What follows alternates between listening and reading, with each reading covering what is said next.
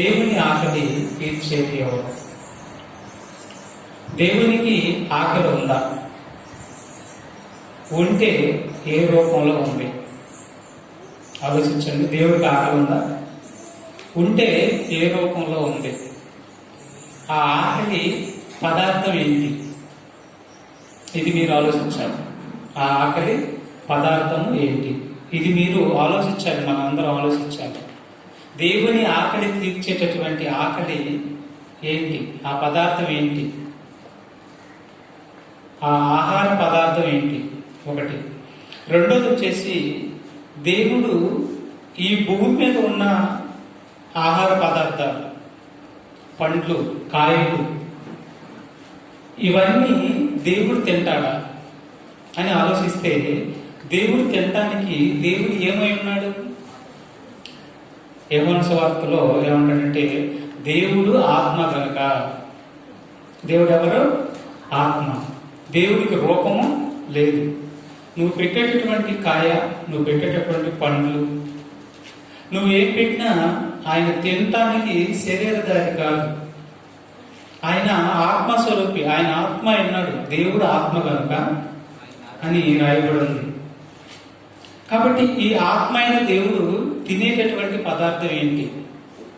ఈ ఆత్మకి అయినటువంటి దేవుడికి ఆకలి ఉందంట. ఆయన ఆకలి ఎలా తీరుద్ది? ఆ పదార్థం ఏంటి? ఆయన ఆకలి తీర్చగలిగినటువంటి పదార్థము ఏమిటి అని మనం ఆలోచిస్తే, ఆయన ఆకలి ఏంటో తెలుసుకోవడానికి ముందు దేవుడు మన ఆకలి తీర్చాడన్న సంగతి కూడా మనం గమనించాలి. దేవుడు మన ఆకలి తీరుస్తున్నాడు. ప్రతిరోజు మన ఆకలి తీరుస్తున్నాడు. మన ఆకలితో పాటు ఈ పక్షులకి, ఈ జంతువులకి, ఈ జీవరాశులన్నిటికీ సుమారు శాస్త్రవేత్తల లెక్కల ప్రకారం జీవరాశులు 84 లక్షల జీవరాశులు ఉన్నాయంట ఈ భూప్రపంచంలో. ఈ 84 లక్షల జీవరాశులకి నీరు ఇస్తున్నాడు, గాలి ఇస్తున్నాడు, ఆహారం ఇస్తున్నాడు. వాటితో పాటు ఈ ప్రపంచంలో ఉన్నటువంటి మనుషులందరికీ కూడా ఆయన నీరిస్తున్నాడు, గాలిస్తున్నాడు, ఆహారం ఇస్తున్నాడు. మన ఆకలిని ఆయన తీరుస్తున్నాడు. కాకికి ఆహారం సిద్ధపరచువాడు, సింహపు పిల్లలకు ఆహారం సిద్ధపరచువాడు. ఈ భూ ప్రపంచంలో 84 లక్షల జీవరాశులకి ఆయన ఆహారాన్ని ఇస్తున్నాడు. వాటి ఆకలిని తీరుస్తున్నాడు దేవుడు. ఈ ప్రపంచంలో ఉన్న వాటన్నిటికీ జీవరాశులు మొదలుకొని మనుషులందరికీ ఆహారం పెడుతున్నటువంటి దేవుడికి, ఆకలి తీరుస్తున్నటువంటి దేవుడికి ఆకలి ఉందంట. అర్థమైందా? ఆకలి తీరుస్తున్నటువంటి దేవుడికి ఏముంది? ఆకలి ఉందంట. ఈ ఆకలి ఏమిటి? ఒకవేళ నాకు ఆకలి ఉందని బైబిల్లో ఎక్కడన్నా అడిగాడా? బైబిల్ ఎక్కడన్నా అడిగాడా? అయ్యా నాకు ఆకలి ఉందని అడిగాడా అని అంటే, ఆయనకి ఆకలి ఉందంట, కానీ అదంట మనం అడిగి తెలుసుకోవాలంట. ఆయన మనకు మళ్ళీగా అడగడంట ఆయన. ఎందుకంటే ఆయన ఎవరో? దేవుడు. మనం అడిగినట్టుగా అడగడంట. ఆయన మనసులో ఉన్నదంతా కూడా ఈ జీవ గ్రంథంలో లిఖితపరిచాడు. ఆయన మనసులో ఉన్నటువంటి కోరిక, ఆయన మనసులో ఉన్నదంతా కూడా ఈ జీవ గ్రంథంలో రాయించాడు. ఈ జీవ గ్రంథము బాగా చదివితే ఆయన మనసులో ఉన్నదంతా కూడా మనకు అర్థమైంది. ఈ జీవ గ్రంథాన్ని అడపా నామకార్థంగా ఒక అధ్యాయం చదివి పక్కన పెట్టి అసలు చదవకుండా మానేస్తే ఆయన మనసులోవి కొన్ని మనకు అర్థమవుతాయి, కానీ అన్ని మనకు అర్థము కావు. అందుకని ప్రతి ఒక్కరు ఏం చేయాలంటే, మొదటగా మారు మనసు పొంది బాప్తిస్మం తీసుకున్న కాడ నుంచి బైబిల్ అనేది చదువుకున్న వారందరూ కూడా చదవడతనం రావాలి అంటే, బైబిల్లో దేవుడి మనసు అర్థం కావాలంటే ప్రతి దినము బైబిల్ చదవాలి. చదివితేనే ఆయన మనసు మనకు అర్థమైంది. అలా చదువుకున్నారు కాబట్టి, దేవరాత్రం గ్రంథాన్ని చదువుకున్నారు కాబట్టి ఆయన మనసులో ఒక మాటని బయటకు తీయబడింది ఈ పాఠం ద్వారా. ఏంటి ఆ మనసులో? ఆయన మనసులో ఉన్నటువంటి కోరిక, ఆయన మనసులో ఉన్నటువంటి మాట ఏంటంటే, ఆయనకి ఆకలి ఉందంట. ఆయనకి ఏమన్నంట? ఆకలి ఉందంట. ఆకలి ఉందని ఎలా తెలిసిందంటే బైబిల్ని పరిశీలిస్తే గానీ తెలియలే, లేకపోతే తెలిసేది కాదు ఇది. అర్థమైనా? బైబిల్ని పరిశీలిస్తే గానీ ఆయనకి ఆకలి ఉంది అన్న సంగతి తెలిసింది. మనం కూడా ప్రతిరోజు బైబిల్ని పరిశీలిస్తే ఆయనకి ఆకలి ఉందన్న సంగతి తెలిసింది. మరో విషయం ఏంటంటే పూర్వము, యేసుక్రీస్తుకి పూర్వము ప్రవక్తలు చాలా మంది ఉన్నారు. ఈ ప్రవక్తలు ఎవరు కూడా తండ్రి మనసుని ఫుల్ఫిల్ గా బయలుపరచలేదు. గమనించండి మీరు ఈ మాటలు. ఎందుకంటే తండ్రి మనసును ప్రవక్తల్లో ఎవరు కూడా ఎక్కువగా ఆయన్ని బయలుపరచలేకపోయారు. ఎవరు బయలుపరిచారంటే తండ్రి మనసులో ఉన్నటువంటి కోరిక అంతా ఎవరు తీర్చారంటే, ఎవరు బయలుపరిచారంటే ఒక యేసుక్రీస్తు వారు, దైవ కుమారుడు యేసుక్రీస్తు వారు లోకానికి వచ్చినప్పుడు తండ్రి మనసులో ఉన్నటువంటి కోరిక అంతా కూడా, తండ్రి మనసులో ఉన్నదంతా కూడా బయలు చేశాడు, బయలుపరిచాడు. యేసుక్రీస్తు వారు వచ్చి బయలుపరిచాడు. ఆయన బయలుపరచున్నంత వరకు తండ్రి మనసు ఏంటో ఫుల్ఫిల్ గా ఈ ప్రపంచానికి తెలియలేదు. ఇంకో విషయం చెప్పాలంటే ప్రవక్తలు కూడా చాలా విషయాలు తెలియలేదు తండ్రి గురించి, తండ్రి అయిన దేవుడి గురించి తెలియలేదు. యేసుక్రీస్తు వారు వచ్చిన తర్వాత ఆయన మనసులో ఉన్నదంతా కూడా బయలుపరిచాడు. ఇప్పుడు తండ్రి అయిన దేవుడికి ఆకలి ఉందో లేదో బైబిల్ నుంచి మనం పరిశీలిద్దాం. చూడండి, కీర్తన గ్రంథము 50 అధ్యాయము 10 నుంచి 12 వచనాలను మనం ధ్యానం చేద్దాం. కీర్తన గ్రంథము 50 అధ్యాయము 10 నుంచి 12 వచనాలను మనం చదువుకుందాం. బైబిల్ అందరు తీయండి ప్రియమైన పిల్లలు, అందరు తీయండి. అడవి మృగములన్నీయు, అడవి మృగములన్నీ, 1000 కొండల మీద పశువులన్నీ, 1000 కొండల మీద పశువులన్నీ నావే కదా. కొండలలోని పక్షులన్నీ, 1000 కొండల మీద పశువులన్నీ ఎవరి అంట? దేవుడికి. నావే కదా. కొండలలోని పక్షులన్నీ, కొండలలోని పక్షులన్నిటి నేను ఎరుగుదును. పొలములలోని పశువాదులు నా వశమై ఉన్నవి. లోకము దాని పరిపూర్ణత నావే. చూసారా? లోకములో ఉన్నవన్నీ నావే. 1000 కొండల మీద జంతువులు, పక్షులు ఇవన్నీ కూడా నావే. ఈ భూప్రపంచంలో ఉన్నటువంటి 84 లక్షల జీవరాశులు నావే.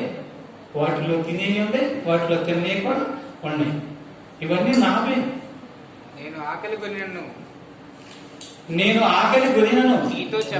నీతో చెప్పను. చూసారా? అంటే అర్థం ఏంటి? నాకు ఆకలి ఉంది కానీ నేను నీతోటి చెప్పను. చెప్పకపోతే ఎలా తెలిసిద్ది? చెప్పకపోతే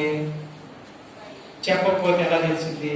కీర్తన గ్రంథం 1వ అధ్యాయము 1వ వచనం 5వ వచనం చదవండి. చెప్పకపోతే, మరి ఆయన ప్రభు చెప్పకపోతే ఎలా తెలిసిందంటే చెప్పాడు కానీ తెలుసుకునే వాళ్ళు అతి తక్కువ. ఈ లోకం చదువు అయితే బాగా చదువుతున్నారు, బాగా అభ్యసిస్తున్నారు, కానీ దేవుడి గురించినటువంటి వార్త మాత్రం చదవటానికి మాత్రం నిమ్మక నీరెత్తినట్టుగా ఉన్నారు, లెక్కలేనితనంగా ఉన్నారు. అందుకే ఆయన ఎప్పటికీ వారికి అర్థం కాడు.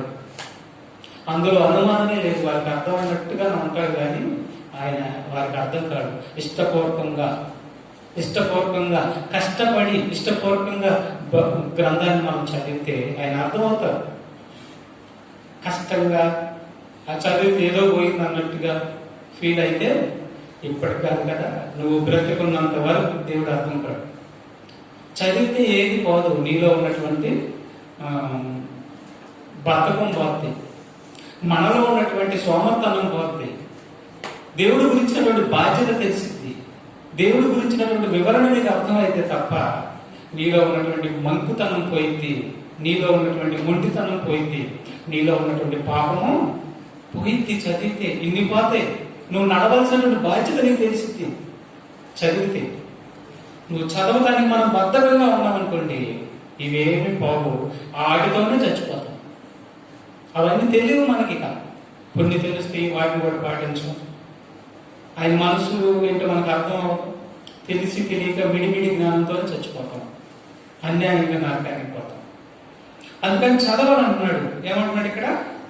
ఒకసారి చదవండి, కీర్తన గ్రంథం 1 అధ్యాయం 1 వచనం నుంచి 5 వచనాలు చదవండి. దుష్టుల ఆలోచన చొప్పున దుష్టుల ఆలోచన చొప్పున నడువక నడవక, పాపుల మార్గమున పాపుల మార్గమున నిలవక, అపహాసకులు కూర్చుని అపహాసులు కూర్చుని చోటున కూర్చుండగా, యెహోవా యెహోవా ధర్మశాస్త్రమును ధర్మశాస్త్రం నందు ఆనందించుచు దీవారాత్రము దేవారాత్రము ధ్యానించువాడు ధన్యుడు. ధన్యుడు. దేవారాత్రం దాన్ని ధ్యానించువాడు ధన్యుడు.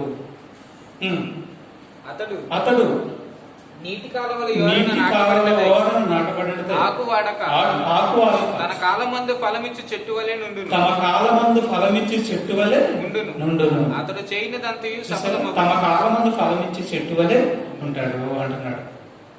ఎప్పుడు?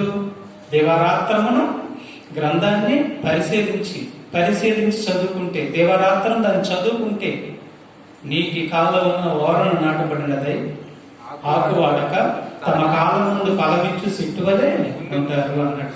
మరి నువ్వు చదవకపోతే ఆయన విషయాలు ఏమి అర్థం కావు, ఏమి అర్థం కావు. కొన్ని సంగతులు అర్థం అవుతాయి. అప్పుడు నీ కాలంలో నువ్వు ఫలం ఇస్తావా అంటే, ఇస్తానికి నీలో సరుకు ఏది, మనలో సరుకు ఉండాలి. చదువుతుంటే సరుకు వచ్చింది, చాలా విషయాలు తెలుస్తాయి. మనం చదవకపోతే ఆయన బాధ, ఆయన మనసు, ఆయన కష్టము ఏమి మనకు అర్థం కాదు. కనుక దేవునికి ఆకలి ఉందంట, కానీ అయినా నేను మిమ్మల్ని అడగను, కానీ మీరు తెలుసుకోవాలి అంటున్నాడు. మీరు తెలుసుకొని నా ఆహారాన్ని తీర్చాలి, నా ఆకలి మీరు తీర్చాలి, తెలుసుకొని తీర్చాలి. చూసారు ఇక్కడ ఏమర్థం అవుతుంది మనకి? ఒక తల్లి, ఒక చిన్న బిడ్డ ఉన్నాడు. ఆ బిడ్డ ఆహారం అడగడు, టయానికి ఏం చేసింది? టయానికి పెట్టింది. అడగకపోయినా టయానికి పెట్టేసి. అలాగే దేవుడు అంట అడగడంట, కానీ ఆకలి ఉందంట. ఎలా తీరుస్తావు? ఆయన రూపం లేదు. మనం ఇచ్చే పండ్లు కానీ, మనం ఇచ్చే కాయలు కానీ తినడానికి ఆయన రూపం లేదు. దేవుడు ఆత్మకి ఆహారం కావాలంట, ఆత్మకి ఆకలి ఉందంట. ఎలా తీరుస్తావు? నీ ఆకలి తీర్చిన దేవుని ఆకలి నువ్వు ఎలా తీరుస్తావు చెప్పు? ఎలా తీరుస్తావు? ఆయన ఆకలి ఏంటో బయలుపరిచింది ఏకైక వ్యక్తి యేసుక్రీస్తు వారు. యోహాను సువార్త 1 అధ్యాయం 18 వచనం చదవండి. యోహాను సువార్త 1 అధ్యాయం 18 వచనంలో మనం ఆలోచిస్తే, ఆయన ఆకలిని బయలుపరిచింది యేసుక్రీస్తు వారు. చదవన్నమాట. ఎవడును ఎప్పుడైనా దేవుడిని చూడలేదు. తండ్రి రొమ్మున చూసారు? ఎవడను ఎప్పుడును దేవుడిని చూడలేదు. తండ్రి రొమ్మున ఉన్న అద్వితీయ కుమారుడే ఆయనను బయలుపరిచెను. చూసారా? ఎవడును ఎప్పుడును తండ్రిని చూడలేదు. తండ్రి రొమ్మున ఉన్న అద్వితీయ కుమారుడే ఆయనను బయలుపరిచెను. ఆయనను బయలుపరిచిన అంటే అర్థం ఏంటి? ఆయనను బయలుపరిచెను అంటే అర్థం ఏంటి? ఆయన మనసులో ఉన్నదంతా కూడా చెప్పాడు. ఆయన మనసులో ఉన్న కోరిక అంతా కూడా తెలియపరిచాడు. అది ఆయనను బయలుపరచడం అంటే. తండ్రి రొమ్మున ఉన్న అద్వితీయ కుమారుడే ఆయనను బయలుపరిచాడు. ఏమని బయలుపరిచాడు? ఈ బయలుపరిచిన వాటిలో ఆకలి గురించి ఏమని చెప్పాడా తెలియాలి. ఇప్పుడు మనకి యేసుక్రీస్తు వారు తండ్రి మనసును బయలుపరిచాడు అని అనుకున్నాం. ఇప్పుడు ఈ బయలుపరిచిన వాటిలో ఆకలి గురించి ఏమని చెప్పాడా యేసుక్రీస్తు వారు? తండ్రికి ఆకలి ఉంది అనే మాట ఏమని చెప్పాడా? ఆ ఆకలి ఏంటో చెప్పాడా? ఆ ఆకలి ఎలా తీరిందో చెప్పాడా? ఆ ఆకలి తీరుతానికి పదార్థం ఏంటో చెప్పాడా? ఎస్ చెప్పాడు.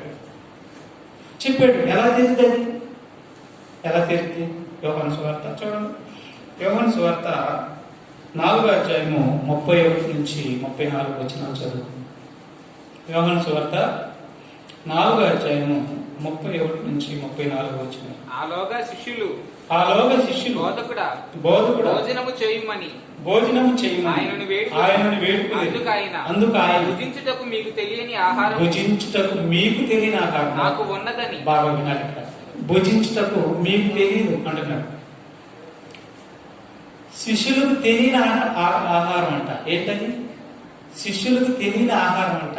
అప్పటికే శిష్యులకి పరిపక్వతలోకి వెళ్ళాలి, వాళ్ళు పరిపూర్ణతలోకి వెళ్ళాలి. అప్పుడప్పుడే వాళ్ళు విశ్వసిస్తారు, అప్పుడప్పుడే నమ్మారు, అప్పుడప్పుడే వాక్యంలో ఎదుగుతున్నారు. వాళ్ళకి పరిపూర్ణ స్టేజ్లోకి వెళ్ళాలి అప్పటికి. కానీ మీకు తెలియని ఆహారము నాకుందంట అంటున్నాడు. మీకు తెలియని ఆహారం నాకుంది. శిష్యులకు తెలియని ఆహారం ఏంటి? ఒకవేళ శిష్యులకు తెలిస్తే ఏం తెలిసి ఉండాలి చెప్పండి? శిష్యులకు తెలిస్తే శిష్యులకు తెలిసినటువంటి ఆహారం ఏదై ఉండాలి? మనందరికి తెలిసిన ఆహారమే శిష్యులకు కూడా తెలిసి ఉండాలి, అంతేనా? కానీ వాళ్ళకి అర్థం కావడానికి టైం పట్టింది. ఇంకా అప్పటికి మీకు తెలియని ఆహారము అని అన్నాడంటే ఆ ఆహారం ఏంటో అప్పటికి వాళ్ళకి ఇంకా తెలియదు. తెలిసిద్ది, నిదానంగా వాళ్ళకి తెలియపరుస్తాడు దేవుడు. మీకు తెలియని ఆహారం నాకు ఉన్నదని వారితో చెప్పగా శిష్యులు ఆయన భుజించుటకు ఎవడైనా ఏమైనా తెచ్చేదేమో అని ఒకరితో ఒకరు చెప్పుకోండి. చూసారు, వాళ్ళకి అర్థం కాదు. ఆయన భుజించుటకు ఎవడైనాను ఏమైనాను తెచ్చేయడమోనని ఒకరితో ఒకరు చెప్పుకుంటున్నారు. అర్థమైన వాళ్ళకి ప్రభు చెప్పిన మాట, ప్రభు చెప్పినటువంటి పరమార్థం, తండ్రి యొక్క ఆహారం, తండ్రి యొక్క ఆకలి తెచ్చేది ఏంటో, నేను భుజించుటకు నాకు ఆహారం ఉందన్న మాట ఏంటో శిష్యులకు అర్థం కాదు. ఎవరైనాను ఏమైనాను ఆహారము ఆయన కొరకు తెచ్చేదేమో అని అనుకుంటున్నారు. అప్పుడు ఆయన ఏమంటున్నాడు? యేసు వారిని చూసి నన్ను పంపిన వారి చిత్తము బాగా వినాలి. యేసు వారిని చూసి నన్ను పంపిన వారి చిత్తం నెరవేర్చుటయు ఆయన పని తుదముట్టించుటయు నాకు ఆహారమై ఉన్నది. ఏమన్నాడు ఇక్కడ? తండ్రి నన్ను పంపించినటువంటి పని తుదముట్టించుటయు, ఆయన పని నేను తుదముట్టిస్తాను. ఆయన చిత్తము నెరవేర్చుటయు నాకు ఆహారమై ఉన్నది. చూసారా? పని చేస్తే ఆహారము తీరుతంట. ఆలోచించండి, అంతేనా? పని చేస్తే పని వలన ఆహారం తీరుద్దంట. ఎవరు ఆహారం తీరుద్ది? ఆకలి తీరుద్దంట. పని చేస్తే ఆకలి తీరుద్దంట. మీరుండాలి. మీ పని చేస్తే మీ ఆకలి తీరుద్దా లేదా? 3 పూటలు మీరు భోజనం తింటారా లేదా? పని చేస్తే తింటారు. పని చేయకుండా సోమరతనంగా ఇంటికాడే కూర్చొని ఆహారం రావాలంటే రాదు, అంతేనా? సోమరతనంగా ఉన్నాం అనుకోండి, ఏ పని చేయలేదు అనుకోండి, రాదు, మనకి ఆహారం రాదు. కష్టపడి పని చేసుకుంటేనే, ఎండ అనక వాన అనక కష్టపడి పని చేసుకుంటేనే 4 ఏళ్ళు మన నోట్లోకి వెళ్తాయి. మనం పని చేయలేదు అనుకోండి, సోమరతనంగా ఉన్నాం అనుకోండి, అడుక్కు తినాల్సిన పరిస్థితి వచ్చింది కాదంటారా? దేహిని మనం అడుగు తినాల్సినటువంటి పరిస్థితి వచ్చింది. ఎవరి పరిస్థితి అంతే. కష్టపడి పని చేసుకుంటే మనం ఆహారం మనం తింటాం. కానీ ఇక్కడ కూడా దేవుని ఆకలి తీరాలంటే అందులో పని ఉందంట. ఆ పని చేస్తేనే ఆయన ఆకలి తీరుదంట. ఆ పని చేస్తేనే ఆయన ఆకలి తీరుతంటున్నాడు. ఆయన పని తొదముట్టించుటయు నాకు ఆహారమైనది. ఆయన పని తొదముట్టించితే నాకు ఆహారము అంటున్నాడు. అంటే పని చేస్తే ఆహారము అంటున్నాడు. పని వలన ఏ ఆహారం వచ్చింది ఆయనకి? పని వలన ఏ ఆహారం వచ్చింది, ఏ ఆకలి తీరుద్ది ఆయనకి అంటే ఒక విషయం మీకు మరి చెప్పాలి. ఏంటంటే శిష్యుల్ని మొట్టమొదటగా పిలుస్తాడు. వాళ్ళు చేపలు పట్టుకుంటూ ఉంటారు. చేపలు పట్టుకుంటూ ఉన్నప్పుడు శిష్యుల్ని పిలుస్తాడు. పిలిచి ఏమంటాడంటే, మీరు చేపలు పడుతున్నారు కదా, చేపలు ఎందుకు? వారి ఆకలి తీర్చడానికి. చేపలు వారి ఆకలి తీర్చడానికి, మనుషుల ఆకలి తీర్చడానికి. లేదంటే శిష్యులు పడుతున్నారు కాబట్టి వారి ఆకలి అవి తీర్చడానికి వాళ్ళు చేపలు పట్టుకుంటున్నారు. వారి దగ్గరికి యేసుక్రీస్తు వారు వెళ్ళి ఏమన్నాడు? మీరు చేపలను పట్టుకున్నటువంటి జాలరులు కదా, నేను మిమ్మల్ని మనుషులు పట్టు జాలరులుగా చేస్తాను అన్నాడు. చేపల వల్ల ఎవరి ఆకలి తీరిద్ది? చేపల వలన ఎవరి ఆకలి తీరిద్ది అంటే మనుషుల ఆకలి తీరిద్ది. ఇక్కడ ఏమన్నాడంటే, నేను మిమ్మల్ని మనుషులు పట్టు జాలరులుగా చేస్తానన్నాడు. ఈ మనుషులు పట్టు జాలరులుగా చేస్తానన్నాడు. ఈ మనుషులు పడితే ఎవరి ఆకలి తీరిద్ది? అది ఇప్పుడేమర్థమైంది మీకు? ప్రపంచంలో ఉన్నటువంటి మనుషులందరూ కూడా ఎక్కువ శాతం ఎలా ఉన్నారంటే దేవుడికి వ్యతిరేకంగా పాప పంకిలమై అపరాధముల చేతను పాపముల చేతను చనిపోయి ఉన్నారు. జీవించుతున్నారనే పేరు మాత్రమే ఉంది, ఎక్కువ శాతము శవాల్లాగానే ఉన్నారు. మరి మీరు ఏం చేయాలంటే మీరు ఏం చేయాలంటే వాక్యం అనే వల పట్టుకొని మీరు వెళ్ళాలన్నమాట. ఏం పట్టుకొని వెళ్ళాలి? వాక్యం అనే ఒక వల పట్టుకొని ఈ ప్రపంచంలోకి వెళ్ళి ఈ లోకమనే సముద్రంలోకి వెళ్ళి ఈ మనుషులనే సముద్రంలోకి లోకమైన సముద్రంలోకి వెళ్ళి వాక్యం అనే వాళ్ళను విసరండి అన్నాడు. ఎలా విసరాలి? వాక్యం అనే వలని విసరండి అంటే సువార్తను మీరు చెప్పండి. ఈ వాక్యం ఈ వల విసిరినప్పుడు మనుషులు పడతారు కదా, అంటే దేవుడు నమ్ముతారు కదా, వారి పాపాలను విడిచిపెట్టి యథార్థంగా నీతిగా బ్రతుకుతారు కదా, వారు వాక్యం అనే వలలో పడతారు కదా. వాక్యం అనే వలలో పడినప్పుడు వారు నా కోసం బ్రతుకుతున్నప్పుడు వాళ్ళు నీతిగా యథార్థంగా బ్రతికినప్పుడు నేనేం చేస్తాను? సంతోషిస్తాను. వాళ్ళు చనిపోయిన తర్వాత నిత్య జీవానికి వస్తారు కదా, నేనేం చేస్తాను? సంతోషిస్తాను, ఆనందిస్తాను. ఆ సంతోషించటమే, ఆ సంతోషింప చేయటమే, ఆ ఆత్మలను రక్షింప చేయటమే, ఆ ఆత్మలు రక్షించటమే నాకు ఆకలి తీర్చటం. మీరు ఎవరైనా తీరుస్తారా? పండ్లు ఎత్తి తింటాడనుకున్నారా? అవి బాధపడుతున్నాడు. మన కాయలు ఎత్తి తింటాడనుకున్నారా? బాధపడుతున్నాడు. ఏ ఒక్కడు నశించటానికి ఇష్టము లేదు. అందరూ నశించిపోతుంటే, అందరూ చచ్చిపోతుంటే, నరకానికి పోతుంటే మీరు నాకు ఏ కాయలు ఇస్తారయ్యా, ఏ పండ్లు ఇస్తారయ్యా? వారిని నశించుతున్న వారిని రక్షించండి. ఎవరు రక్షించాలంట? నశించుతున్న వారిని రక్షించండి. నా దాహం అదే, నా కోరిక అదే, నా చిత్తం అదే, నా ఆహారం అదే మీరు నాకు తీర్చటం. నశించుచున్న వారిని మీరు రక్షించండి. వల వేయండి, వాక్యమైన వల వేయండి. ఆ వలలో పడతారు. వలలో పడిన వారు మారు మనసు పొందుతారు, బాప్తిస్మం తీసుకుంటారు, యథార్థంగా బ్రతుకుతారు. ఆ బ్రతికిన వారు తర్వాత ఉంటారు. వారి విషయంలో నా కోరిక ఏమైంది? నెరవేర్చబడింది. అప్పుడు నా ఆకలి తీరుతుందయ్యా, తీర్చగలరా అని ప్రశ్నిస్తున్నాడు. తీర్చేవాళ్ళు అరుదు, తక్కువైపోయారు. ఏ కాడికి ప్రార్థన చేసినా, ఉపవాసం ఉండి ప్రార్థన చేసినా, నా ఆకలి ఎప్పుడు తీరుస్తావని ప్రతి మనిషి ఆయన్ని అడుగుతున్నా తప్ప ఏనాడైనా ఎప్పుడైనా ఏ మనిషి అయినా ఏ ఒక్కరైనా అయ్యా నీ కోరిక ఏంటి, నీ ఆకలి ఏంటి, నీ కోరిక ఏంటో మాతో చెప్పవా, మేము నెరవేరుస్తామని ఏ మనుషుడు అడిగిన దాఖలాలు అరుదు, తక్కువ. మరి ఈ పాట విన్న తర్వాత అయినా, ఈ మాటలు విన్న తర్వాత అయినా మనమన్నా అడుగుతావా? అడిగి తీరుస్తారా? ఆకలి తీరుస్తారా? ఒక చేప మీరు అనుకోండి, మీతో పాటు ఇంకొక చేపను తీసుకొస్తారా మీరు? ఉదాహరణకి ఈ వాక్యమైన వలలో పడ్డారు మీరు, మీతో పాటు ఇంకో చేపను తీసుకుని వస్తున్నారు, అప్పుడు పెట్టుకొని తీసుకొస్తారు. అలా తీసుకొస్తే మీరు దేవుని ఆకలి కొంచెం తీర్చినట్టే. మీరు కూడా మీ వంతు మీరు కొంచెం ఆయనకి ఆకలి తీర్చినట్టే. మీరు అలా తేకుండా వస్తున్నారంటే మీ వంతు మీరు ఏ ఆకలి తీరుస్తున్నారు ఆయనకి? మనలో ప్రతి ఒక్కరిని అడిగాడు అనుకోండి, అమ్మ నాకు కొంచెం ఆహారం పెట్టవా అని అడిగాడు అనుకోండి, దేవుడు అడిగాడు అనుకోండి, ఏం సమాధానం చెప్తా?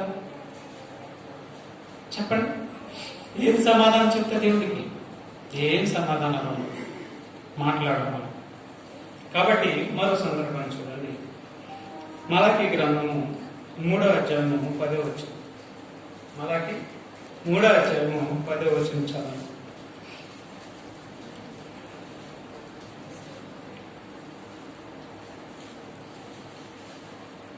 మలాకీ గ్రంథము 3వ అధ్యాయము 10వ వచనం చదవండి.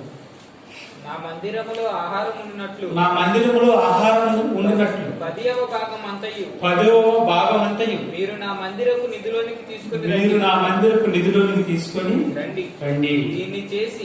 దీన్ని చేసి మీరు నన్ను శోధించిన ఎడల నేను ఆకాశపు వాకిండ్లను విప్పి పట్టజాలనంత విస్తారముగా దీవెనలు కుమ్మరించదని దీవెనలను కుమ్మరించదని సైన్యములకు అధిపతి సైన్యములకు అధిపతి యెహోవా సెలవిచ్చుచున్నాడు. సెలవిచ్చుచున్నాడు.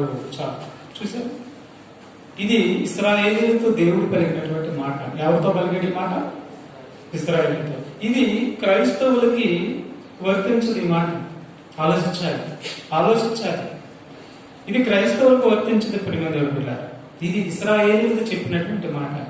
నా మందిరములో ఆహారం ఉన్నట్లు 10వ వంతు తీసుకొని వచ్చి అన్నాడు. దీన్ని చాలా మంది బోధకుడికి ఆపాదించుకున్నారు, లేక దేవుడు తింటాడు అని అనుకుంటున్నారు. ఆ 10వ వంతు దేవుడు తింటాడు అని అనుకుంటున్నారు. ఆ 10వ వంతు ఇస్తున్నప్పుడు దేవుడికి ఇస్తున్నారు అని అనుకుంటున్నారు. కాదు. ఆ 10వ వంతు తీసుకుంటుంది ఎవరు? ఇస్తున్నది ఎవరు? ఇస్తున్నది ఇశ్రాయేలీయులు, తీసుకుంటున్నది లేవీయులు. గుర్తుపెట్టుకోవాలి. లేవీయులు ఆ 10వ వంతు తీసుకుంటున్నారు. అది దేవుని ఆకలి తీరుస్తల్లా. దేవుడి మందిరంలో ఆకారం ఉన్నట్లు అనే మాట వాడాడు కదా. అది దేవుడు తింటలేదు. అది దేవుడు తినడానికి ఉపయోగమైనది కాదు ఆ ఆహారం. అది లేవీయులు తినడానికి ఉపయోగమైనది ఆ ఆహారం. చాలా మంది ఇశ్రాయేలీయులు ఆనాడు దేవుడి మందిరంలో ఆహారం తీసుకుని వస్తే అది దేవుడు తింటాడు కదా అని ఆనాడు ఇశ్రాయేలు తెచ్చినటువంటి ఆలోచనే ఈనాడు చాలా మంది ఫస్ట్ ఫలాలు దేవుడికి ఇస్తున్నాం అనుకుంటున్నారు. దేవుడు ఎలా తింటాడని? అవి తింటుంది ఎవరో? లేవీయులు, పాత నిబంధనలు.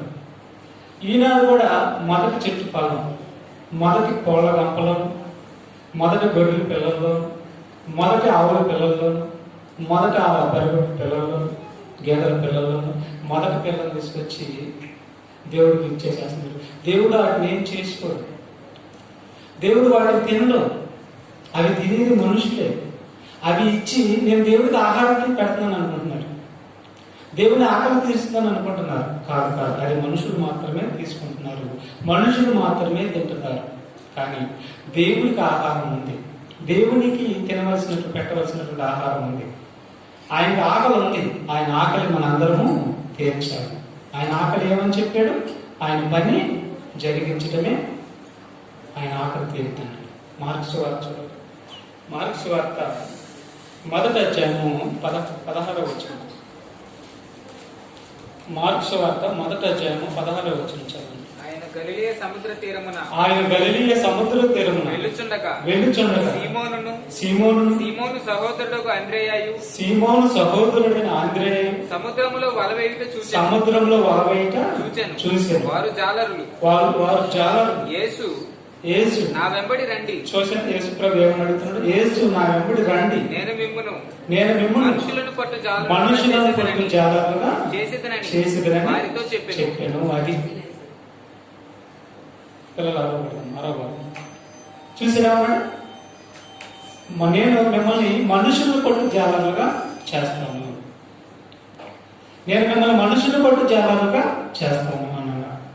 అప్పటి వరకు వారు తినడానికి చేపలు పట్టుకుంటున్నారు. చేపలేమో వారు తినే ఆహారం. మనుషులు పట్టే జలాలుగా మిమ్మల్ని చేస్తారంటే మనుషులు పట్టుకోవడం వలన ఎవరు ఆకలి తీరుద్దంటే దేవుని ఆకలి తీరుద్ది. వారి ఆత్మ రక్షణ పొందుకుంటే దేవుని ఆకలి తీరిద్ది.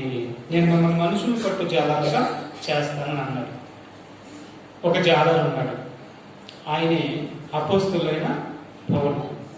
ఈ జాలరి వాక్యం అనే వల కొట్టుకొని వెళ్తున్నప్పుడు ఒక పెద్ద గుంపు తగిలింది. ఆ గుంపు మీద వాక్యమైన వల విసిరాడు. ఆ మనుషుల మీద వాక్యమైన వల విసిరాడు. విసిరినప్పుడు ఆ మనుషులందరూ కూడా ఆ వలలోకి వచ్చేసేసారు. ఎక్కడి నుంచి వచ్చారు? అంతకుముందు ఏ వలలో ఉన్నారు? సాతాను వలలో ఉన్నారు. సాతాను వారిని బిగించేసింది, వాళ్ళకు వలేసింది, వాళ్ళకు ఉచ్చులేసింది. ఉచ్చులేసి బాగా వలలో బిగించుకొని కూర్చున్నది. ఎప్పుడైతే వాక్యం అనే ఒక జాలరి వాక్యాన్ని కొట్టుకొని, వాక్యమైన వలను కొట్టుకొని వెళుతూ ఉన్నప్పుడు ఒక గ్రామం కనపడింది. ఆ గ్రామంలో చాలా మంది మనుషులు కనిపించారు. ఆ మనుషుల దగ్గరికి వెళ్ళి ఆ వలని విసిరి, అంతకుముందు వాళ్ళు సాతాను వలలో ఉన్నారు, పాపమనే వలలో ఉన్నారు. ఎప్పుడైతే మనుషులు పట్టు జాలలో వెళ్ళాడో జాలరి, వెళ్ళిన తర్వాత ఆ వాక్యమైన వలని విసిరాడు. విసిరిన తర్వాత సాతాను వల్ల ఉన్న వారందరూ కూడా ఏమయ్యారు? షిఫ్ట్ అయ్యారు. ఎక్కడికి? వాక్యం అనే వలలోనికి వచ్చేసేసారు. చాలా మంది వచ్చారు అప్పుడు. చూడండి, ఆ మాట కూడా అపోస్తలుల కార్యాలు 17 అధ్యాయము 12 నుంచి చదువుతాం. 12-22 వచ్చిన చదువుతాం.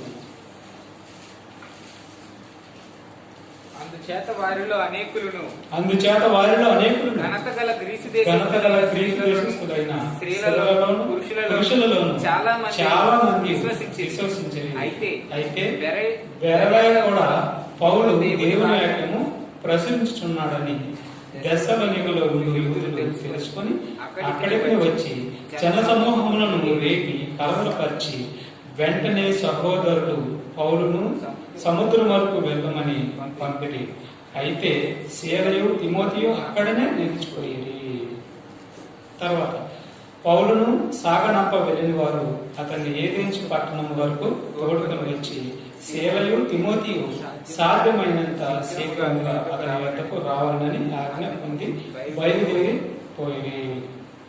తర్వాత పౌలు ఏథెన్సులో వారి కొరకు కనిపెట్టుకొని ఉండగా ఆ పట్టణము విగ్రహములతో నిండి ఉంట చూసినందున అతని ఆత్మ పరితాపం పట్టలేక పోయింది. కాబట్టి సమాజ మందిరములో యూదులతోనూ భక్తిపరులైన వారితోనూ ప్రతిదినము సంత వీధుల్లో తన్ను కలుసుకొను వారితోనూ తర్కించుచూ వచ్చాను. పౌలు ఏం చేస్తున్నాడు? వాక్యము చెప్తున్నాడు. ఆయనతో చాలా మంది వాదం పెట్టుకుంటున్నారు. నిజమైన మార్గాన్ని తెలియపరుస్తున్నాడు. యేసు మార్గాన్ని తెలియపరుస్తుంటే ఆయనతో చాలా మంది తర్కిస్తున్న వారందరూ కూడా సమాధానం చెప్తున్నాడు. వారితో తర్కిస్తున్నాడు, వాదిస్తున్నాడు, వారిని ఒప్పించి దేవుడిలోకి నడిపిస్తున్నాడు. ఆ పనిలో ఉన్నాడు ఈ జాలరి. ఎవరైనా? పౌలు. ఈ జాలరి యొక్క వాళ్ళేంటి? వాక్యంతో తర్కిస్తున్నాడు. ఆ వలలో చాలా మంది పడతారు. చూడండి. తర్వాత ఎపిక్యూరీలలోను స్తోయిలలోను ఉండు కొందరు జ్ఞానులు అతనితో వాదించి కొందరు ఈ వదలబోతు చెప్పినది ఏమిటని చెప్పుకొని ఏమంటున్నారు? ఆయన్ని వదలబోతంట. ఎవరు? పౌలు వదలబోతా. చూసారు ఏమంటున్నాడు? ఒక సత్యాన్ని చెప్తున్న వారిని వదలబోతా అంటున్నారు. ఈనాడు కూడా తప్పదండి. ఒక నిజాన్ని చెప్పేవాడిని అబద్ధికుడు అంటాం, వదలబోతా అంటాం, పనికి మాలినోడు అంటాం, తక్కువ చేసి మాట్లాడతాం, తక్కువ చేసి వస్తాం. అంతా వారి మంచికే. అర్థమైందా? పాట కూడా ఉందిగా, అంతా నా మంచికే అని. ఎంత వ్యతిరేకిస్తారో, ఎంత వ్యంగ్యంగా మాట్లాడతారో అది అతని మంచికే. మాట అనిపించుకున్నవాడి మంచికే, అన్నవారి మంచికి కాదు. అది ఆ చేటు. కాబట్టి చూడండి, ఆయనకి ఈ వదలబోతు చెప్పినది ఏమిటని చెప్పుకొని అతడు యేసుని గూర్చి పునరుద్ధానమును గూర్చి ప్రకటించను కనుక మరికొందరు వీడు అన్య దేవతలను ప్రశ్నిస్తున్నాడని చెప్పుకొని అంతటి వారు అతని వెంట పెట్టుకొని అరేయోపాగు అను సభ యొద్దకు తీసుకుని పోయి, నీవు చేయుచున్న ఈ నూతన బోధ ఏంటిదో మేము తెలుసుకుని వచ్చిన కొన్ని క్రొత్త సంగతులు మా చెవులకు వినిపించుచున్నాము కనుక వీటి భావమేమో మేము తెలుసుకున్న కోరుచున్నామని చెప్పిరి. ఏథెన్సు వారందరూ అక్కడ నివసించు పరదేశులను ఏదో ఒక క్రొత్త సంగతి వినుట ఎందును మాత్రమే తమ కాలము గడుపుచుండువారు. పౌలు ఆరేవకు మధ్య నిలిచి చెప్పినదేమనగా, ఏథెన్సు వారులారా, మీరు సమస్త విషయంలోనూ అది దేవతా భక్తి గల వారే ఉన్నట్టు నాకు కనబడుచున్నది. వల విసిరేట ఏథెన్సు పట్టణం అతి దేవతా భక్తి గల వారే ఉన్నట్టుగా నాకు అనిపించుచున్నది అంటున్నాడు. నేను సంచరించుచు మీ దేవతా ప్రతిమలను చూచుచుండగా ఒక బలిపీఠము నాకు కనబడిను, దాని మీద తెలియబడని దేవునికి అని రాయబడి ఉన్నది. కాబట్టి మీరు తెలియక దేని యందు భక్తి కలిగి ఉన్నారో దానిని నేను ప్రశ్నించున్నాను అన్నాడు. అంటే వాళ్ళ దేవతల యొక్క ప్రతిమల మీద ఏమని రాయబడింది అంటే, ఏథెన్సు పట్టణంలో తెలియబడని దేవుడికి అని రాయబడింది. అంటే వాళ్ళకి ఒక దేవుడు తెలియదంట, తెలియబడిన దేవుడికి అని రాయబడింది. వాళ్ళకి ఒక దేవుడు తెలియదంట. ఇక ఆయనకి అవకాశం దొరికింది ఇక పౌలు గారికి. అంటే వీళ్ళు తెలియబడిన దేవుడికి ఆరాధిస్తున్నారా, తెలియబడిన దేవుడికి పూజ చేస్తున్నారా అని చెప్పి ఆయన, మీకు ఏ దేవుడైతే తెలియబడదని మీరు రాసుకున్నారో మీ బలిపీఠం మీద, ఆ దేవుడు ఎవరో నేను తెలియపరుస్తానని చెప్పి వివరంగా చెప్తాడు. ఎవరి గురించి? వాళ్ళకి ఏ దేవుడు అయితే తెలియదో ఆ దేవుడి గురించి వివరంగా చెప్తాడు. కిందకు వచ్చిన చాలా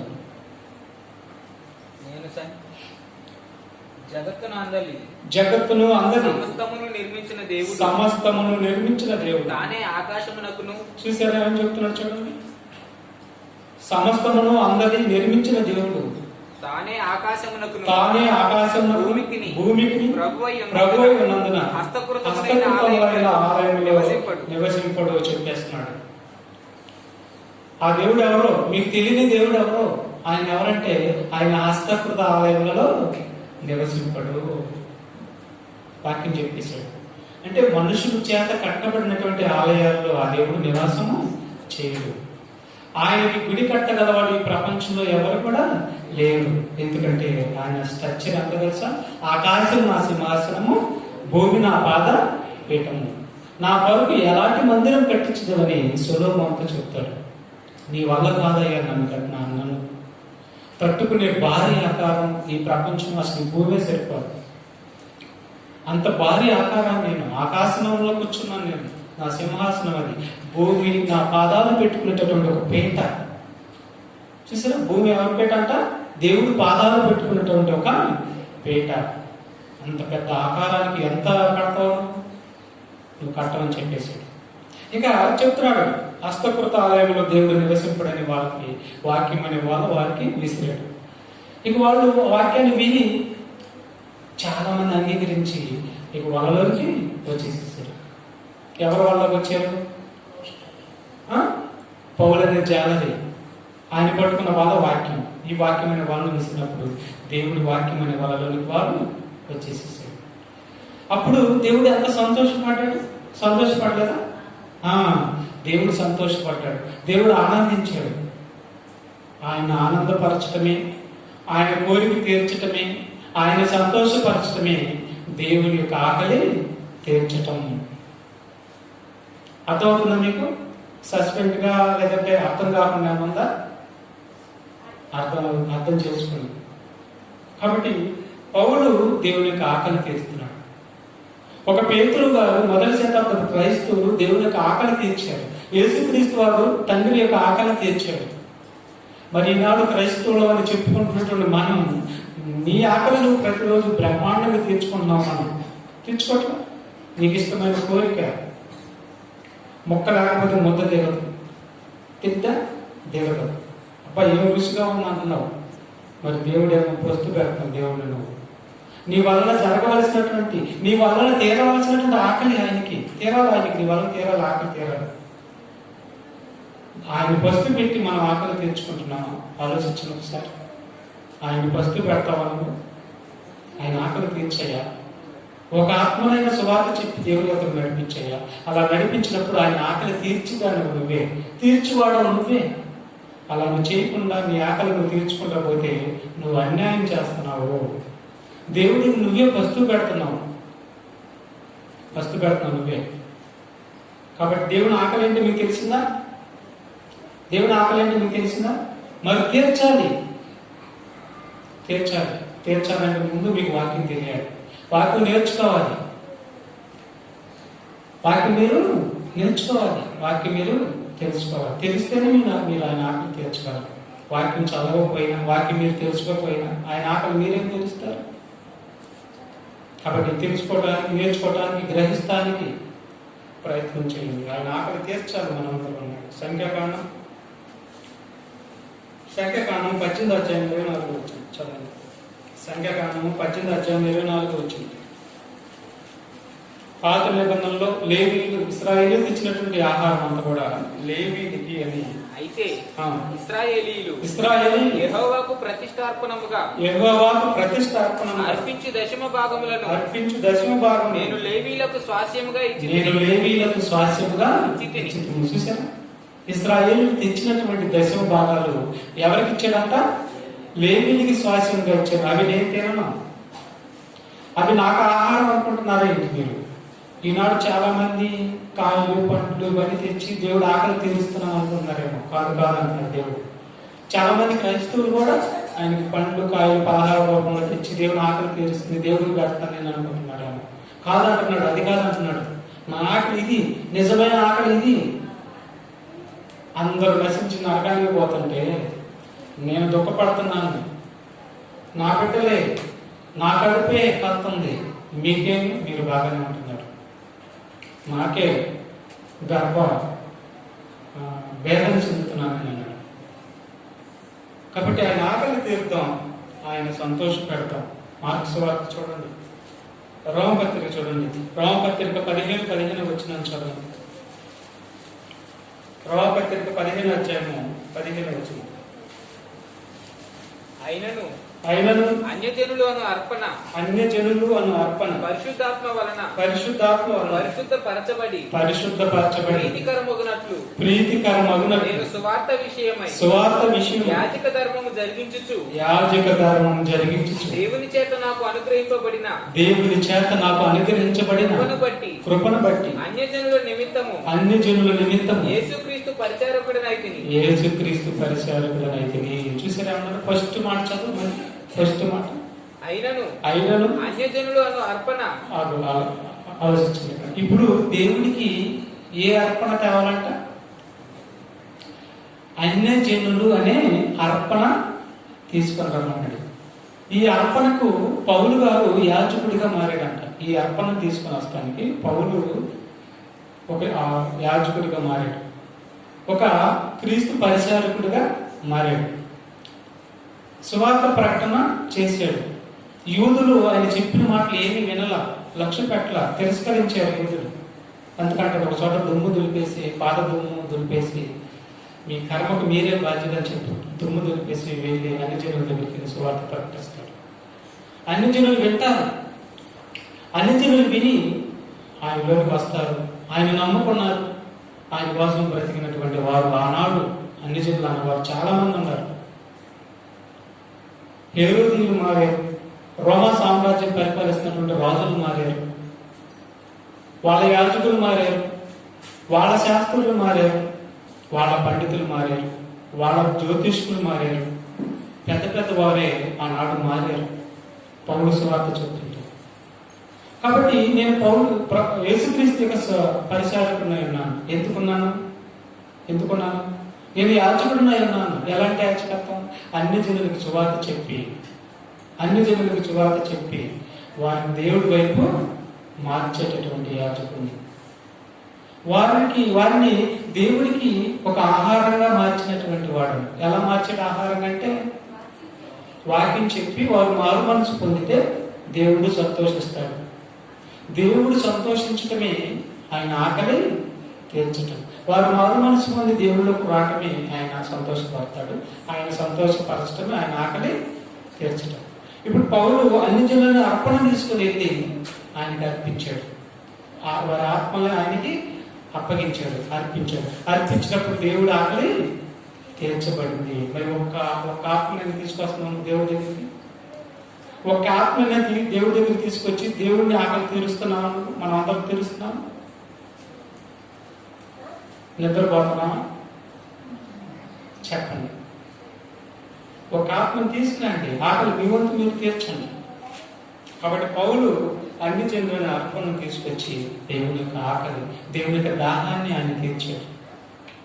ఆయన జీవితంలో ఆయన వంతు ఆయన చేసాడు. కష్టపడి ప్రాణానికైనా తెగించాడు. బ్రతుకుటి పిలుస్తున్నాడు. చావు అయితే లాభము అన్నాడు. చావు అయితే అట్టివాడికి లాభం. మనం చచ్చేవంటే నరకానికి పోతాం. మనం జాగ్రత్తగా బ్రతికితేనే, అంతవరకు సహిస్తేనే నిత్య జీవానికి వెళ్తాం. మనం కానీ కన్ను మూస్తే నరకం తప్పదు. ఆయన అన్నాడు డేర్ అండ్ డాష్. ఏమన్నాడు? డేర్ అన్నాడు. ఏమన్నాడు? నేను బ్రతుకుటి క్రీస్తే చావైతే లాభం అని ఆయన అన్నాడు. నువ్వు నేను అనాలంటే ధైర్యం చాలా చాలు, కానీ అనాలి మనం, అంటేనే పరలోకం. జీవించాలి మనం, జీవిస్తేనే పరలోకం. కాబట్టి మనందరం అలా జీవిద్దాం. అలా జీవించి దేవుని యొక్క ఆహారం, దేవుని యొక్క ఆకలి మనందరం తీరుద్దాం. మరో సందర్భం చదవండి. మత్తయి సువార్త 13:47. మత్తయి సువార్త 13:47 ఒక అద్భుతమైన మాటను యేసుప్రభువు తెలియపరచాడు. మరియు పరలోక రాజ్యం సముద్రంలో వేయబడి నానా విధములైన చేపలను పట్టిన వలను పోలి ఉన్నది. అది నిండినప్పుడు దానిని దరికి లాగి కూర్చుండి మంచి వాటిని గంపలలో చేర్చి చెడ్డ వాటిని బయట పారవేయుడు. చూసారు, పరలోక రాజ్యం దేనితో పోల్చాడు? సముద్రంలో వేయబడిన ఒక వలతో పోల్చాడు. ఈ వలని ఇప్పుడు దేవుడి వాక్యం అనే వలని వేసినప్పుడు చాలా మంది వలలో పడతారు. పడినప్పుడు అందులో అందరూ మళ్ళీ దేవుడి కోసం బ్రతుకుతారంటే బ్రతకరు. మళ్ళీ అందులో గేడింగ్ చేయాలి. వాటిని కూడా మంచి చేపలు ఉండే వాటిలో చేపలు సముద్రంలో వలేస్తారు, బయటికి లాగుతారు. బయటికి లాగేసినాక అన్ని తినగలిగినవి పడతాయా? పడవు. కొన్ని బయట పారేసినవి పడతాయి. కొంతమంది వాగుల్లో వలేస్తారు. చిన్న కాలువలు పారే నీళ్ళలో వలేసినప్పుడు వాటిల్లో ఒక పెద్ద మార్కులు అనేవి పడతాయి అంటారు. పేరు మార్కు ఇది అంటారు. వాటికి ముళ్ళు ఉంటాయి, ఇటు ముళ్ళు ఉంటాయి. ఆ ముళ్ళుతో కొట్టిందంటే బాధ అంతగా తేలి ఉంటున్నంత బాధ ఉంటుంది. వాటిని తినకూడదంట. మరి ఎందుకు తినకూడదు? నడువు కొట్టుకుపోతే ఒళ్ళంతా కొట్టుకుపోయింది, తినకూడదని చాలా మంది పడేస్తారు. అవి పడేసినా కానీ 2 రోజులు, ఒక రోజు ఆ సాగు అయ్యి అంత కఠోరంగా ఉంటాయి, కఠినంగా ఉంటాయి. ఇక చూసారా, అలాగే పరలోక రాజ్యం అనేది ఒక వలతో పోల్చాడు. ఆ వలలో పడిన తర్వాత కూడా మరి దేవుడి కోసం కానీ బ్రతకపోతే, దేవుడి చిత్తం కానీ వాళ్ళు నెరవేర్చకపోతే వాళ్ళు పనికిరాని చేపల్లాగా బయటగా పారవేయబడతారు. మనం కూడా వలలోకి వచ్చాం, రాజ్యంలోకి వచ్చాం, వలలోనే ఉన్నాం, దేవుడి వల్లనే ఉన్నాం. కానీ నువ్వు పనికి వస్తున్నావా? దేవుడి చిత్తానికి నువ్వు పనికి వస్తున్నావా? దేవుడి ఆకలి నీ వల్ల తీరుతుందా? దేవుడి చిత్తం నీ వల్ల నెరవేర్చబడుతుందా? లేదంటే పనికిరాని చేపలాగా ఉండవు? దేవుడి పని అంటే భయం పడుతుందా? దేవుడి మాటలు వినటం అంటే భయం పడుతుందా? దేవుడి సన్నిధికి రావటం అంటే సాధువు చెప్తున్నావా? దేవుడి కోసం బ్రతకమంటే భయపడుతుందా? సాధువు చెప్తున్నాను. నువ్వు పనికిరాని చేపలాంటి వాడు, చేపలాంటి దాన్ని వెళ్ళిపోతారు. బయటకు లాగి రేపు ఆయన వచ్చినప్పుడు ఈ పనికిరాని చేపలన్నీ బయట పారేస్తారు, అంటే అగ్నిగుణంలో పారేస్తాడు. మనం అలా ఉండకూడదు. దేవుని ఆకలి తీర్చేవారికి మనం ఉండాలి. హబక్కూకు గ్రంథం చూడండి, 1వ అధ్యాయము 14, 15, 16 వచనాల్లో చూడండి. చూడండి, పరలోక రాజ్యము ఒక వలని సముద్రంలో వేయబడినటువంటి ఒక వలతో పోల్చాడు అని అన్నాడు కదా. అలాగే ఇంకొకటి కూడా వలేసి కూర్చోండి. ఇంకొకటి కూడా వలేసింది. ఇటు దేవుడు తన జాలాలను పంపించి లోకంలో వలయించాడు, అలాగే సాతాను కూడా ఈ లోకంలో వలేసింది. ఇప్పుడు దాని వలలో ఉన్నటువంటి మనుషులు అందరూ కూడా, దాని వలలో ఉన్నటువంటి చేపలందరూ కూడా ఎగిరి తప్పించుకొని దేవుడి వలలో పడాలి. ఏం చిన్న మాట అనుకుంటున్నారు? మనం చాలా జాగ్రత్తగా ఉంటేనే దాని వల్ల నుంచి బయటపడాలి. ఏమంటే, లోకాన్ని జయించిన విజయం యేసుక్రీస్తు గారిది. సమస్తాన్ని జయించాడు, నిద్రను జయించాడు. ఆయన జయించడం ప్రతి దినం సాయంత్రం రాత్రిపూట కొండ మీదకి వెళ్ళి ప్రార్థన చేసేవాడంట. పగలంతా కూడా సువార్త ప్రకటన చేసేవాడంట. రైతులంతా కూడా ప్రార్థన చేసేవాడంట. మనమేమో పగులు నిద్రపోతున్నాం, రేత్రి నిద్రపోతున్నాం. నిద్రపోతులుగా తయారు చేసింది మనం. ఇది ఒక దెయ్యం అని చెప్పాను నేను. వాక్యం వీటిని ఎత్తుకొని పోయేవాడు నిద్రలో ఉంటేనే ఏదైనా జరుగుతుంది. మీరు నిద్రపోండి, నిద్రపోతారా? కొంతమంది చిన్న చిన్న గుడారాలు వేసుకొని నిద్రపోతున్నప్పుడు పాపం వాళ్ళకి పాములు కరుస్తాయి. పాములు కరిచి నిద్రలో చచ్చిపోతారు. అర్థమైందా? నిద్రపోతా ఉంటారు, కింద నిద్రపోతారు వాళ్ళ మంచాలు ఉన్న కొంతమంది పాపం. నిద్రపోతున్నప్పుడు ఏ కట్టెల పాము ఏ తాసు పాము పిల్లలు వచ్చి కరిచేసి వెళ్ళిపోయింది, సైలెంట్గా చచ్చిపోతారు, ఎవరికి తెలియదు. అలాగే మనం నిద్రపోతున్నప్పుడు జరిగేది ఏంటో తెలుసా? మీరు వాక్యం వినేటప్పుడు నిద్రపోతున్నప్పుడు జరిగేది ఏంటో తెలుసా? సాతాను వచ్చింది మీ దగ్గరికి. విత్తబడినది మీరు నిద్రపోతున్నారు కాబట్టి, నిద్ర మత్తుతో ఉంటారు కాబట్టి వాక్యం మీ దగ్గరికి వచ్చి అయ్యా అయ్యా అయ్యా అయ్యా అని లేపుతుంటే అయ్యా లేదు, ఇంకేం లేదు, నిద్రే.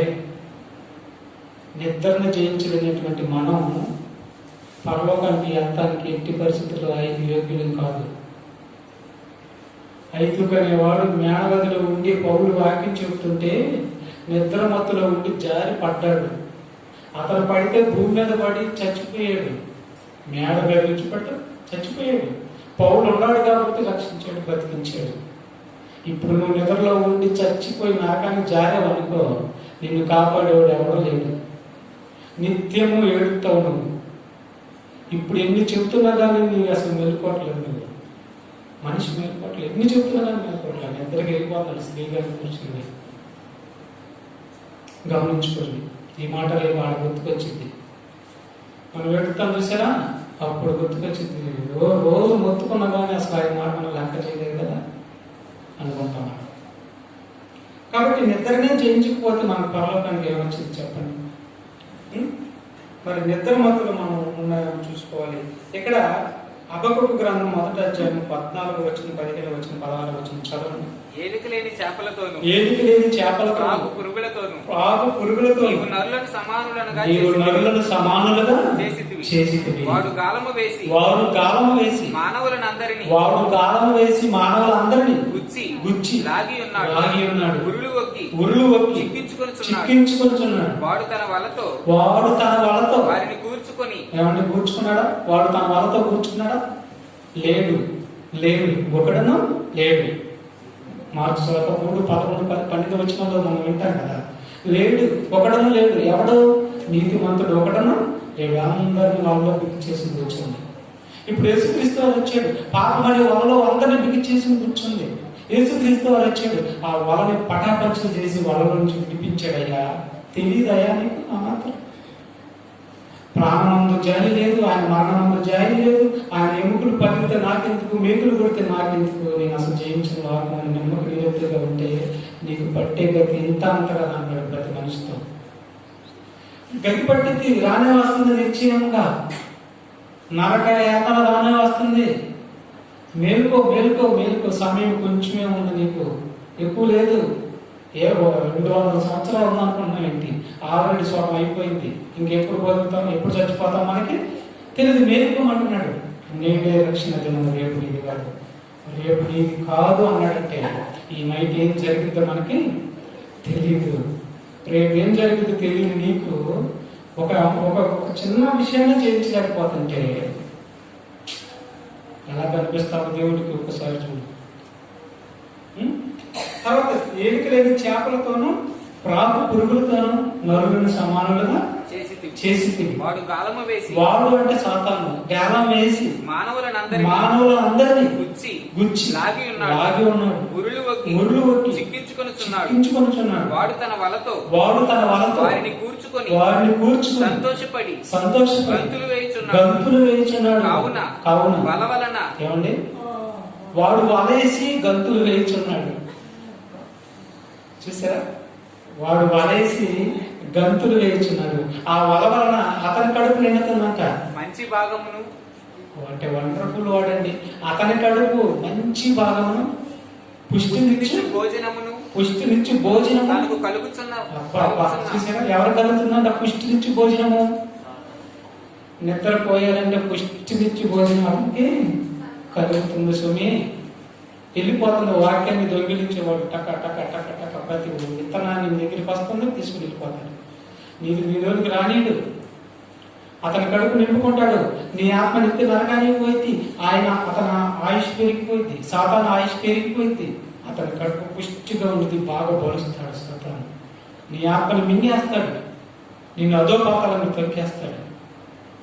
అతను పుష్టిగా ఉంటాడు. దేవుడు కడుపు ఏమైనప్పుడు కాలింది. తెలుపుతులా ఆ మాత్రం, తెలుపుతలేదా మాత్రం? దేవుడు కొట్టిందా ఉంటాము? దేవుడు మనల్ని పట్టాలా? ఆయన మేలుగా మనం పట్టాలా? నెత్తి మీద బతకలేం ఆయన కొడితే. ఒకటి రెండు మొత్తం మంచం అని వస్తే అన్నాన్ని కొట్టాడంటే అంతగా తెచ్చుకోకూడదు. కేకలేసి ఒక అతను, మరి ఐగుప్తు యొక్క రాజు అబ్రహాం విషయంలో అబీమెలెకు అనే అతను తప్పు చేసినప్పుడు అబ్రహాముని అబ్రహాం యొక్క భార్యని స్వాధీనపరచుకోవాలని చూసినప్పుడు అతనికి వెన్నులో వణుకు పుట్టించినట్టు దేవుడు. అతను జాలి దయ మన మీద ఉండాలి తప్ప నువ్వు మాట వినకుండా ఆయన పాపం మన మీద తెప్పించుకోకూడదు. నువ్వు తట్టుకోలేవు, నీ డబ్బు సాగు, నీ బలము సాగు. అది ఆయన దైవ పాత్రలు అవ్వాల్సిందే మనం. కాబట్టి వల వలన మంచి భాగమును పుష్టినిచ్చు భోజనమును అతనికి కలుగుచున్నవని వాడు తన వలకు బలులు నర్పించుచున్నాడు. తన ఉరులకు ధూపము వేయుచున్నాడు. వాడు ఎల్లప్పుడూ తన వలలో నుండి చుండవలెనా అంటే ఎప్పటికీ మానకుండా వాడు జనములను హతము చేయుచుండవలెనా. చేపలంటే ఎవరితో వచ్చేటప్పుడు జనములను హతము చేయుచుండవలెనా. గుంపులుగా బట్టి వాడు కొమ్మరిస్తూ ఉండవలెనా. ఎక్కడ కొమ్మరిస్తున్నాడు? పాతాళంలో కొమ్మరించుతూ ఉండవలెనా. వాడి కడుపుకి నువ్వు ఆహారం అయ్యావా? దేవుని ఆకలి తీర్చవా? దేవుని ఆకలి తీర్చవా? ఆలోచించండి ప్రేమ. వాడి కడుపుకి నువ్వు దేవుడి మాట వినకుండా ఉంటే ఆడి కడుపుకి ఆహారం